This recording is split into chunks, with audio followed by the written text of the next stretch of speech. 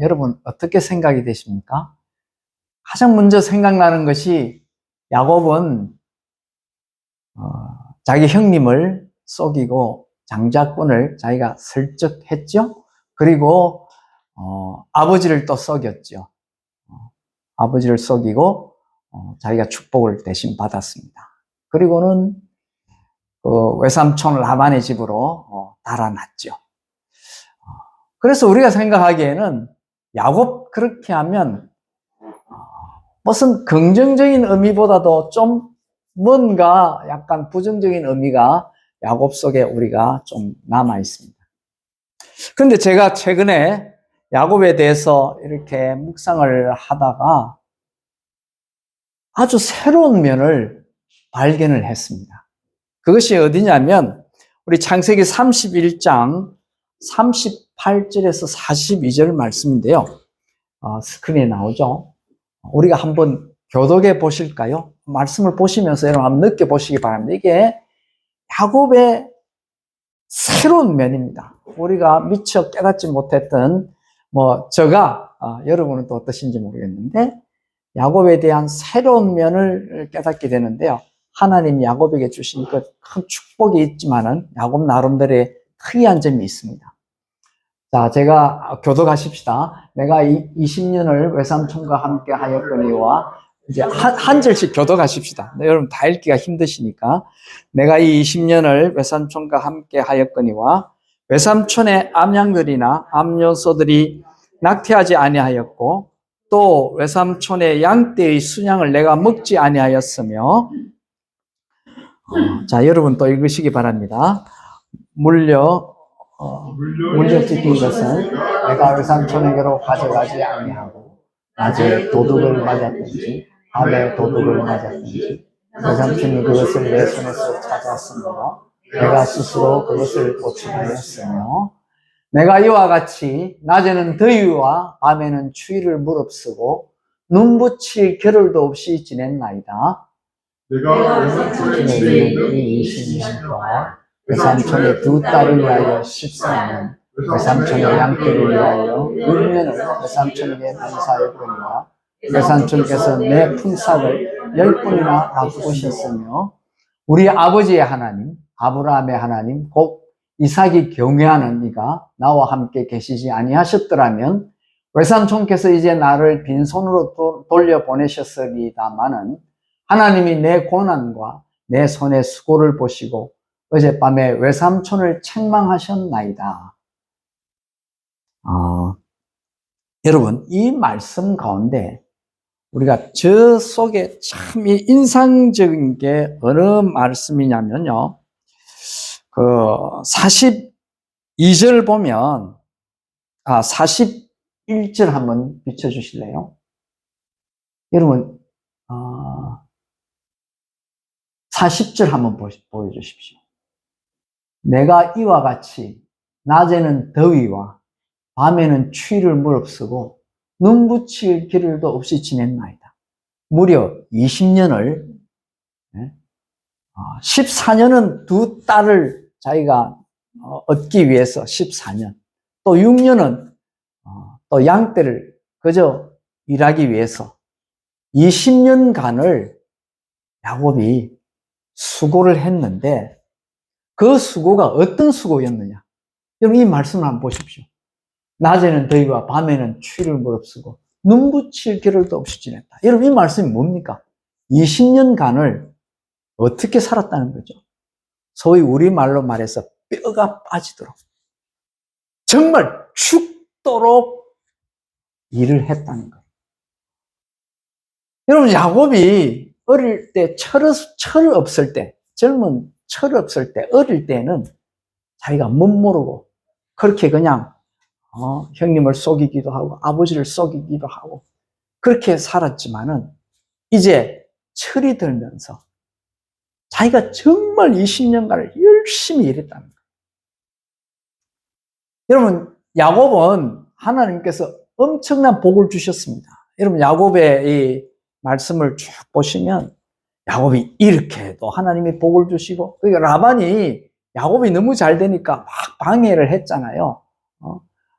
그냥 어떻게 하든지 막 야곱이 있는 걸 뺏으려고 그래서 온갖 방법을 다 썼는데 이렇게 해도 하나님이 복을 주시고 저렇게 해도 복을 주시고 야곱이 어떻게 하든 하나님께서 계속해서 복을 엄청나게 주셨거든요. 그런데 야곱에게 하나님께서 복을 많이 주셨는데 야곱이 그 복을 받으면서 놀고 먹었느냐는 거예요. 여러분 어떻습니까? 야곱이 하나님 주신 그 복을 마음껏 누리는데 하나님 복을 막 주시니까 저절로 복 받으면서 놀면서 그 복을 받았느냐는 거예요. 아니죠. 오늘 말씀이 뭡니까? 하나님이 그렇게 복을 주시는데도 야곱이 어떻게 했다고 20년 동안? 불철주야. 밥맛을 가지지 않고 뼈가 빠지도록 일을 했다는 거예요. 그래서 그 큰 복을 지켰다는 것입니다. 여러분, 이것이 오늘 말씀하고도 참 중요한 관계가 있습니다. 자, 오늘 본문 말씀을 한번 보실까요? 우리가 느헤미야가 승리하는 삶을 살았습니다. 우리도 승리하는 삶을 살기 위해서는 분명히 느헤미야의 삶을 보면서 배워야 됩니다. 두 가지를 분명히 이야기하는데, 자, 이제 첫 번째 말씀인데요. 느헤미야서 4장 4절과 5절에 보면 이렇게 이야기하죠. 우리 같이 한번 읽겠습니다. 시작. 우리 하나님이여 들으시옵소서. 우리가 업신여김을 당하나이다. 원하건대 그들이 욕하는 것을 자기들의 머리에 돌리사 노략거리가 되어 이방에 사로잡히게 하시고 주 앞에서 그들의 악을 덮어주지 아니하시며 그들의 죄를 도말하지 마옵소서. 그들이 건축하는 자 앞에서 주를 놓아치게 하심이니이다 하고, 지금 느헤미야가 하나님 앞에 간절히 탄원하는 기도를 하고 있습니다. 여러분, 느헤미야는 페르시아에서 있다가, 그러니까 이제 이스라엘 백성이 다 원래 바벨론의 포로로 잡혀갔잖아요. 그것이 이제 파사로 변하는데 바벨론이 페르시아 제국으로 변합니다. 그래서 페르시아 제국의 노예로 있다가, 그렇지만 높은 이제 관원으로 있었죠. 있다가 이제 거기서 나오면서 이스라엘 백성을 데리고 지금 예루살렘으로 다시 돌아왔습니다. 예루살렘에 와서 보니까 예루살렘 성벽이 무너져서 도대체 보호할 방법도 없고 안전하지도 않고 살아갈 방법이 없으니까 결국 이제 총독이 되어서 예루살렘으로 온 느헤미야가 성벽을 쌓으려고 이제 시작을 합니다. 그런데요, 그 성벽을 쌓으려고 하는데 그 주위에 있는 여러 족속들 사람들이 느헤미야가 성을 쌓으려고 하는 그것을 반대를 합니다. 보통 반대가 아니고요. 이거 온갖 중상모략은 아주 그냥 약한 것이고요. 힘을 써서 쳐들어와서 지금 하는 것까지 다 무너뜨리라. 그나마 일하는 조금 이제 막 열심히 힘을 내서 하고 반쯤 이렇게 쌓아가는 것도 무너뜨리려고 온갖 막 일을 이제 막 이렇게 만들어 가는 거예요. 그러니까 이 느헤미야가 이거 어떻게 해야 될지 이 속이 너무 답답한 거예요.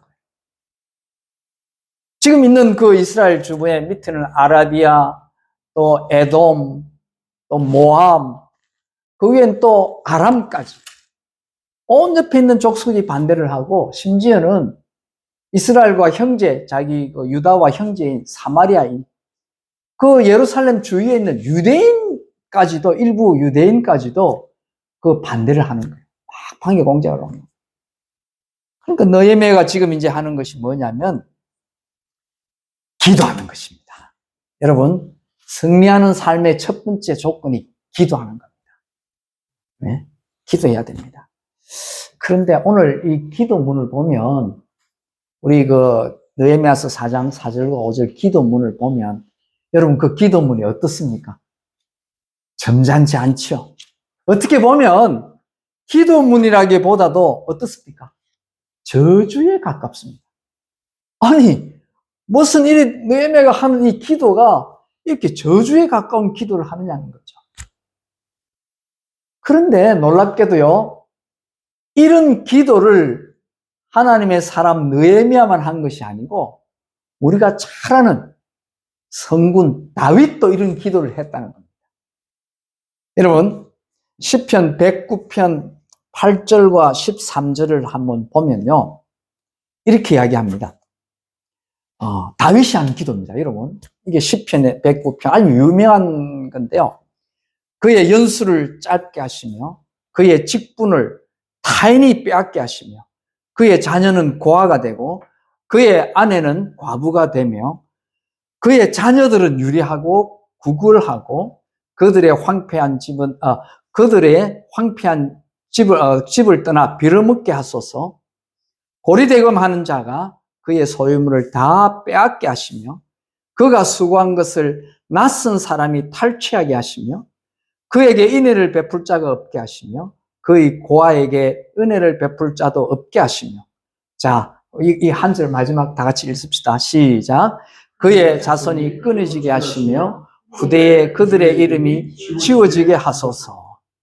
여러분, 와, 세상에 다윗이 이런 기도를 한 겁니다. 그런데 또 이것뿐만 아닙니다.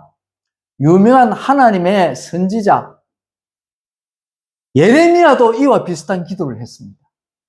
예레미야서 18장 21절, 한 절이니까 우리 같이 한번 읽을까요? 자, 시작. 그러하온즉 그들의 자녀를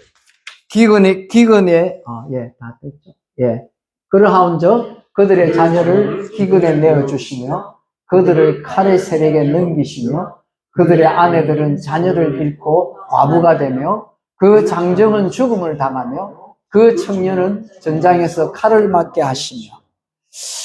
야, 여러분, 이게 도대체 저주하는 내용들이잖아요. 이것이 어떻게 이런 기도를 하느냐 하는 거죠.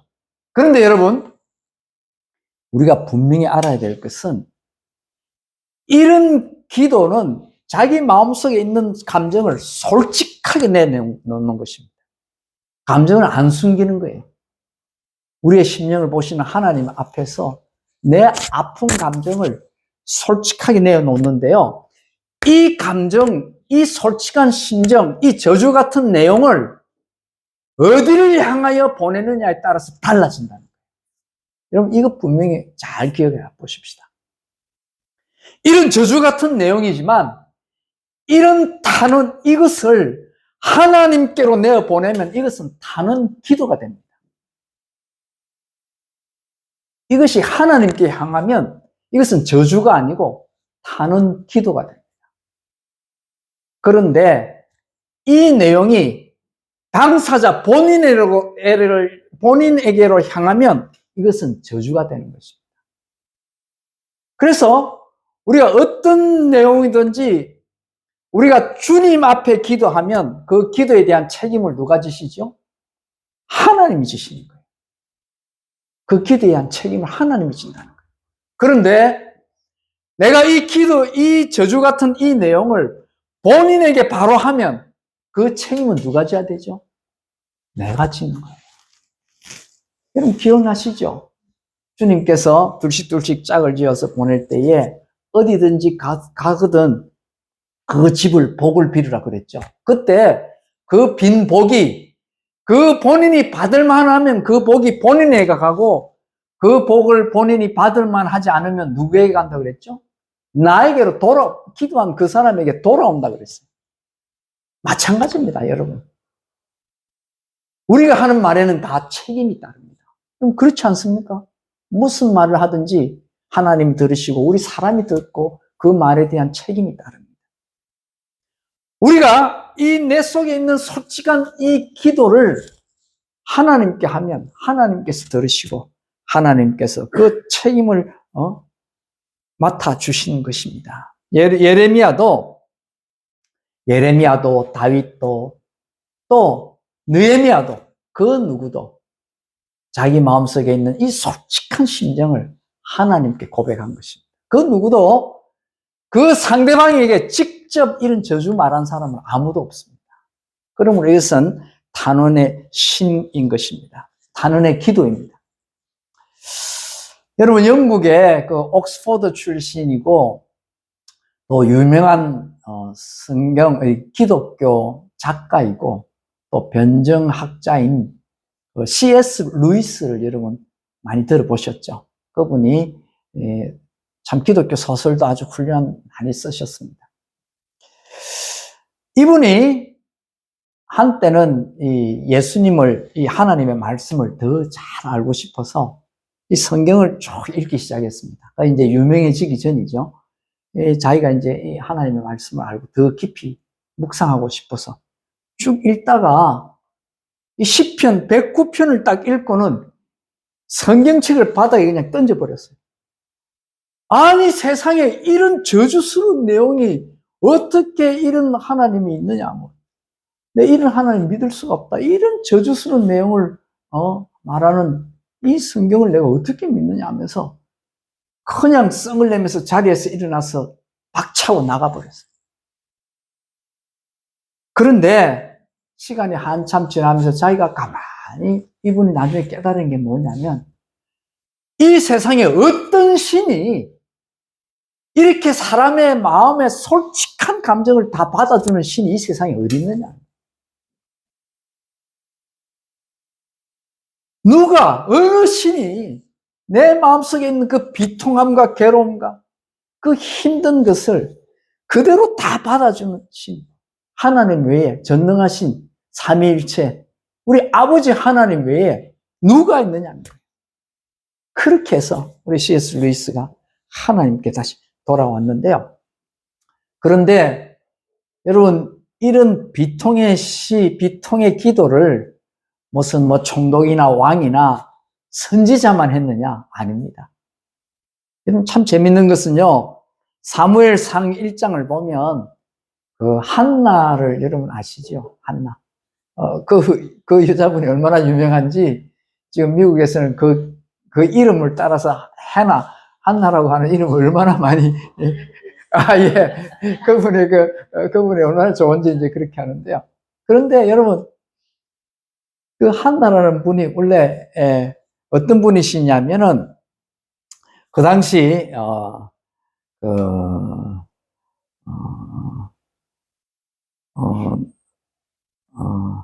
엘가나라고 하는 그 분이 있었는데 엘가나라고 하는 분에게 부인이 둘이 있었습니다.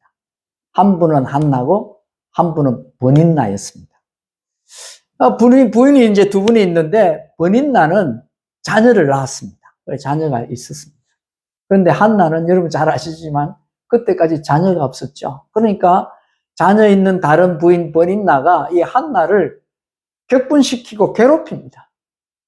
그러니까 한나가 어떡합니까? 방법이 없잖아요. 자기 남편한테 투정하기도 힘들고. 결국 하나님 앞에 나가서 한나가 자기 마음속에 있는 걸 다 고백하면서 기도합니다. 이때 우리 성경 말씀에는 이렇게 말하죠. 여호와 앞에 내 심령을 토했다. 이렇게 말씀합니다. 내 심령을 통했다. 이것은 이제 영문으로 말하면 이렇습니다. I was pouring out my soul to the Lord. pouring out. 여러분, pour가 뭡니까? 붓잖아요. 내 마음의 그 답답한 심령, 내 마음의 괴로운 것을 하나님 앞에 완전히 쏟아부었다니. pouring out. 그렇게 할 때 완전 비통한 거죠. 답답한 심령을 그렇게 하나님 앞에 타는 기도를 했습니다. 그런데 여러분, 우리가 이렇게 하나님 앞에 타는 기도를 하면 어떤 현상이 나타날까요? 네? 여러분, 마음에 막 괴로운 게 있을 때에 쏟아내면 어떻죠? 첫째는 마음이 시원해집니다. 그럴 수밖에요. 아무한테도 말하기도 그렇고 괴롭고 속이 막 답답하니까 일단은 토해내야 되잖아요. 하나님 앞에 그냥 속 생각하는 대로 그대로 무슨 두서가 있겠습니까? 무슨 두서 필요합니까?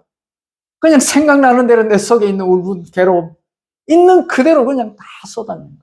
그러면 마음이 시원해지면서 드디어 성령님이 찾아오셔서 어떻게 하겠죠? 우리 마음을 위로해 주는 것입니다. 성령님이 위로해 주는 거죠. 그러면서 시간이 지나면서 성령님이 하시는 음성을, 미세한 음성을 듣게 됩니다. 여러분, 그렇죠? 마음이 시원해지면서 성령님의 위로를 듣게 되고, 그 다음에 성령님의 하시는 말씀을 듣게 되면서 참 더 주님의 말씀을, 음성을 듣게 되는 거죠. 그러고 나서는 주님께 이제 해답받은 기쁨을 나누는데요. 우리 사무엘상 1장 18절을 보면 그 결과가 어땠는지를 우리가 볼 수 있는데요. 한번 볼까요? 자, 다 같이 한번 읽겠습니다. 시작. 이르되 당신의 여종이 당신께 은혜 입기를 원하나이다 하고 가서 먹고 얼굴에 다시는 무엇이 없더라고요? 근심이 없더라. 주님 앞에 다 쏟아놓으면 평강이 찾아오는 거죠. 우리 성령님의 위로하심이 오시면서 평강이 찾아오는 것입니다. 자, 그렇게 되면요, 어떻게 되겠습니까? 우리 주님의 속삭이는 음성이 들립니다. 주님이 뭐라고 말씀할까요? 야, 원수 갖는 것이 내게 있으니 내게 맡겨라. 얼마나 좋습니까? 그걸로 끝날까요?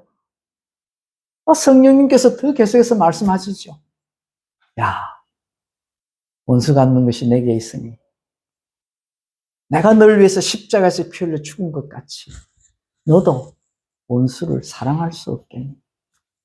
이 말까지 나아가.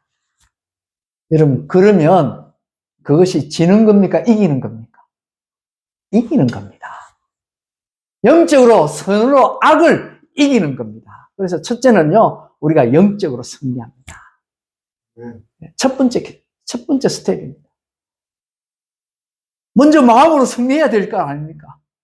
우리가 주님 앞에 있는 마음 솔직하게 다 쏟아놓을 때 성령님이 함께 하시면서 우리 주님이 평강을 주시고 더 나아가서 하나님의 말씀으로 위로받으면서 더 그 악을 손으로 이겨버리는 거예요. 자, 그럼 이것으로 끝나느냐 하면 아니라는 거죠. 두 번째, 거기에서 한 발짝 더 나아가야 됩니다. 그것이 뭐냐면 이제 오늘 본 느헤미야서 4장 16절에서 23절 말씀입니다. 자, 느헤미야서 4장 16절에서 23절 제가 이제 길어서 읽지는 않겠는데요. 여러분 거기에 보면 무엇이 있느냐면 우리가 영적으로 승리하고 나서는 내가 해야 될 일은 내가 해야 된다. 굉장히 중요한 사항입니다. 16절을 보면 느헤미야가 함께한 사람들의 반은 일하고 반은 무장을 하게 합니다. 그리고 17절에는 짐을 나르는 사람들로 하여금 한 손에는 짐을 나르고 한 손에는 뭘 들게 합니까? 칼을 들고 장비를 들고 전쟁 무기를 들게 합니다. 그리고 18절 두 손을 다 써야 될 건축자들은 그 칼을 한 손에 들지 않고 어떻게 합니까? 허리에 차게 합니다. 그래야 두 손으로 건축을 할 것 아닙니까? 그리고 18절에는 이제 그리고 이제 내 모퉁이에 사람을 세우고 19절은 그 넓고 사람이 퍼져 있으니까 모든 사람에게 집중할 수 있도록 주의를 줍니다. 그러고 나서 20절 어느 곳에 있든지 위급한 나팔 소리가 들리면 그 위급한 곳으로 모여서 같이 싸우자고 이야기합니다.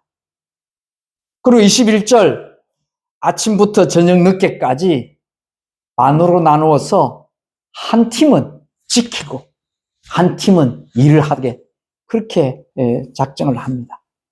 그리고 22절 만양을 대비해서 모두 다 예루살렘 성 안에서 거하면서 밤에도 성을 지키도록 합니다. 그리고 23절 언제든지 일하고 또 싸울 수 있도록 옷을 입고 준비된 자세로 항상 건축에 임하자. 그렇게 합니다. 여러분, 이게 무슨 뜻인지 압니까? 잘 보십시오. 느헤미야는 기도하는 사람이었습니다. 느헤미야는 기도의 응답을 확신하는 사람이었습니다. 느헤미야서 1장을 보면 무슨 내용이 나오느냐면요. 느헤미야서 1장에 느헤미야가 하나님께 기도합니다. 그 기도의 응답으로 느헤미야가 그 페르시아 제국의 실세 중에 실세인 임금님의 임금의 포도주를 올리는 포도주 관원이 됩니다. 옛날 여러분 아시죠? 옛날 임금들은 언제 죽을지 모르니까 이 음식은 아무한테도 안 맡깁니다. 특별히 포도주 이 잔은 생명하고 직결되기 때문에 요즘으로 치면 뭐 대통령 비서실장 정도 돼야만 그것을 임금님 바로 옆에서 그걸 바칠 수 있습니다. 그러니까 이것은 최고의 관원입니다. 거의 실세 중에 실세인 그 포도주 관원이 되는데요. 하나님이 나의 기도에 응답으로 했다고 분명히 느헤미야서 1장에서 이야기하고 있습니다. 그리고 계속해서 기도하면서 주님의 기도의 응답에 대한 확신이 있는 사람이 느헤미야입니다. 그리고 느헤미야는 4장에 왔어도 계속 기도하면서 예루살렘 성전이 이것이 분명히 건축이 될 것이라고 하는 기도에 대한 확신과 믿음이 있어서 일을 시작했습니다. 자, 그렇다면 기도에 대한 경험도 있고 확신도 있고 믿음도 있는 분이라면 그저 성전 건축하는데 자기가 막 집중하면 될 것인데 지금 어떻게 하고 있습니까? 반은 싸움에 대비하잖아요. 그러면 여러분 어떻습니까? 느헤미야가 믿음이 없어서 싸움에 전투에 반을 저렇게 소비하면서 하느냐? 그게 아닌데. 느헤미야는 자기가 할 수 있는 일은 자기가 한다는 거죠. 여러분, 기도를 하면 믿음이 있습니다. 그러면은 내 눈을 떠서 내가 할 수 있는 일이 뭔지 현실을 바로 직시해야 되는 것입니다. 우리가 기도 응답을 받았다면 이제 현실을 바로 직시해야 됩니다. 그러면서 내가 해야 할 일이 무엇인지를 확실하게 알아야 되는 것입니다. 그 일을 실행하면서 내가 해야 할 일을 하는 것, 이것이 무엇인 줄 아십니까? 여러분, 하나님과 동행하는 삶이 어떤 삶인 것 같아요? 우리가 하나님과 동행하기를 원하잖아요. 하나님과 동행하는 삶보다 더 확실하고 튼튼한 삶이 어디 있습니까? 우리 삶 가운데 내가 하나님과 동행한다. 겁날 것 없잖아요. 그것보다 더 확실한 게 뭐 있습니까? 그런데 하나님과 동행한다는 게 뭐죠? 야곱이 하나님의 그 많은 복을 받으면서 그 복을 지키고 현실화시키기 위해서 뭘 했습니까? 뼈가 빠지도록 일했다는 거예요. 여러분, 예수님도 하나님이 일하시니까 나도 일한다고 말씀하셨어요. 그건 무슨 말입니까? 하나님과 동행하는 삶이에요. 하나님과 동행한다는 삶이 무슨 뜻입니까? 바로 기도하면서 영적으로 승리했다면 그 다음 육적으로 내가 할 일을 내가 하는 것입니다. 여러분, 그 유명한 무디 이야기가 참 유명한 게 있는데요. 무디가 한 번은 배를 타고 간 적이 있습니다. 옛날 이제 오래전이니까 딱 범선 같은 그런 배죠. 그 배를 타고 가는데 선장이 갑자기 막 찾아와서 문을 두드리는 거예요. 두드리면서 무디 선생님, 지금 배에 불이 났습니다. 기도해 주십시오. 우리 무디 선생님의 기도의 능력을 다 잘 알잖아요. 그러니까 그 당시 무디 선생님 모르는 사람이 없으니까 그 선장이 급하니까 와서 무디 선생님 찾아와서 선생님 배에 불이 났는데 기도해 주십시오. 그러니까 무디 선생님이 갑자기 벌떡 자리에 일어나면서 쫓아나가면서 물 뜨는 양동이 어디 있느냐고. 그러면서 양동이를 들고는 물 뜨러 가자. 그럼 물을 떠서 그냥 같이 불을 끄면서 옆에 있는 같은 성도들에게 뭐라고 했냐면요. 손으로는 불을 끄면서 마음으로 기도하십시오. 아멘이죠, 여러분.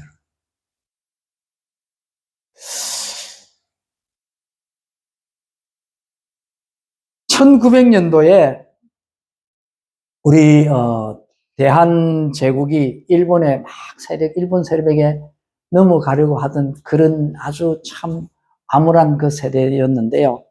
그때 충남 예산에 한 아가씨가 17살 된 아가씨가 시집을 갔습니다. 혹시 이 뭐 이야기 아는 분도 계실지 모르겠습니다. 시집을 갔는데 19살 때에 남편이 갑자기 세상을 떨고 과부가 되었습니다. 19살에. 그러니까 이분이 동네 어른들의 눈총이 참 따갑습니다. 그리고 남편도 안 계시고 자녀도 없으니까 시댁에 있기도 참 부담스럽습니다. 그렇다고 자기 친정에 가려고 하니까 친정에 간들 뭐 뾰족한 수가 뭐가 있겠습니까? 자기는 이미 결혼하고 옛날 그 당시 출가 외인이니까.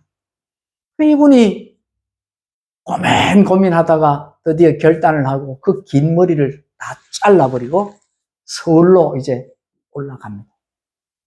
서울에 간다고 뭐 뾰족한 게 있겠습니까? 그냥 식당에서 설거지하고 남의 집 빨래하고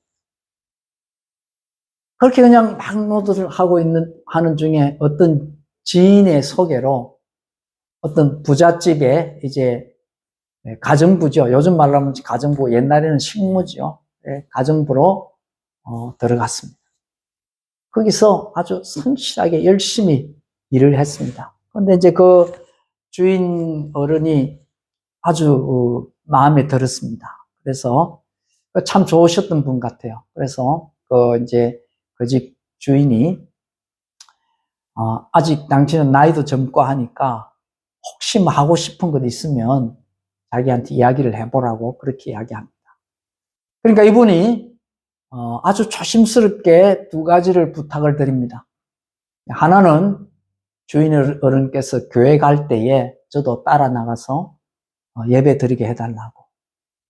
그리고 두 번째는 야간 학교에 내가 좀 다닐 수 있게 해달라고 그렇게 부탁을 합니다.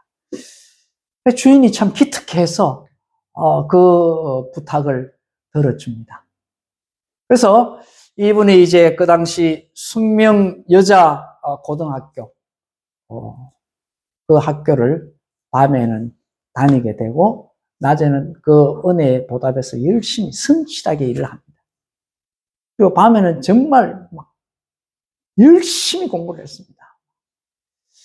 그렇게 해서 이분이 그 숙명 여자 고등학교를 전체 수석으로 학교를 졸업을 합니다. 그리고 그게 1913년에 그 여인이 22살 때에 숙명고등여학교를 최우수 학생으로 졸업하고 그 후 1917년 26살 때에 학교에서 이분을 일본 동경에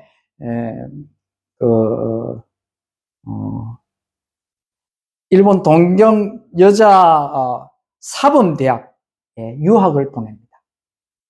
그리고 26살 되던 1921년에 한국으로 돌아와서 숙명여자 자기 모교 숙명여자고등학교 교사로 근무합니다. 그러다가 이제 장학사가 되고 1945년도에 해방이 되면서 숙명여자전문대학 학장이 되고 10년 후 1955년 숙명여자대학교가 설립되면서 초대 총장이 됩니다. 이분이 그 유명한 임숙재 총장님 이야기입니다. 19살 과부로 남의 집 식모살이 하던 분이 나중에 대학 총장이 되는 두 가지였죠, 이분이. 여러분, 이분이 원하는 거 두 가지였죠. 기억나시죠? 하나님 앞에 교회 나와서 주님 앞에 기도하는 것. 두 번째는 기도의 응답대로 최선의 삶을 자기가 공부하면서 살았던 것. 여러분, 우리 삶 가운데 이런 것이 있으시기를 주님 앞에 간절히 축원합니다. 여러분 마음속에 무엇이 있든지 주님 앞에 있는 그대로 솔직하게 기도하십시다. 참 여러분 놀라운 것은요, 시편이 150편으로 되어 있잖아요. 근데 그 중에 50편이 단원시입니다. 실제로 그렇습니다. 이 109편은 그냥 샘플이고요. 150편 중에 50편 3분의 1이 자기 속에 있는 그 괴로운 원수들을 향한 그런 기도를 하는데요. 그 타는 시가 여러분 시편 어디를 보셔도 그 끝이 어떻게 끝나죠? 하나님께 감사와 찬양하는 시로 다 끝납니다. 왜 그렇습니까? 우리가 주님 앞에 기도할 때 성령님이 오셔서 위로하시고 우리에게 기쁨을 주니까 평안이 보장되니까 결국 끝은 찬양과 감사로 끝납니다. 그것은 영적 승리입니다. 그 승리한 그 마음으로 이제 내가 할 일을 찾으십시다. 여러분 자신을 위해서, 여러분의 가정을 위해서, 교회를 위해서, 지역사회를 위해서 여러분 마음속에 소원이 있습니까? 있죠? 염려하지 마시고 기도하면서 길을 찾으시고 주님이 주시는 대로 나의 해야 할 일을 감당하면서 영적으로 육적으로 승리하는 우리 모두 되시기를 주님의 이름으로 축원합니다. 아멘. 기도하십시다. 아버지 하나님 감사합니다. 먼저 영적으로 승리하게 하옵소서. 그리고 주님과 동행하는 삶으로 우리의 눈을 밝혀주셔서 주님 주시는 지혜로 내가 무슨 일을 어떻게 해야 될지 깨닫게 하시고 주저함 없이 그 일을 위해서 최선을 향해 달려가며 내가 할 일을 감당해야 하는 복된 저희들 삶이 되게 하여 주옵소서. 건강도 지켜 주옵소서. 돕는 손길도 허락하여 주옵소서. 지혜와 총명도 허락하여 주옵소서. 무엇을 하든지 주님께 하듯 하고 주님의 은혜로 우리 삶 가운데 기쁨과 찬양이 끊이지 아니하며 승리하는 복된 삶, 우리 아름다운 저희 교회 되게 하여 주옵소서. 감사드리며 우리 주 예수 그리스도 이름으로 기도하옵나이다. 아멘.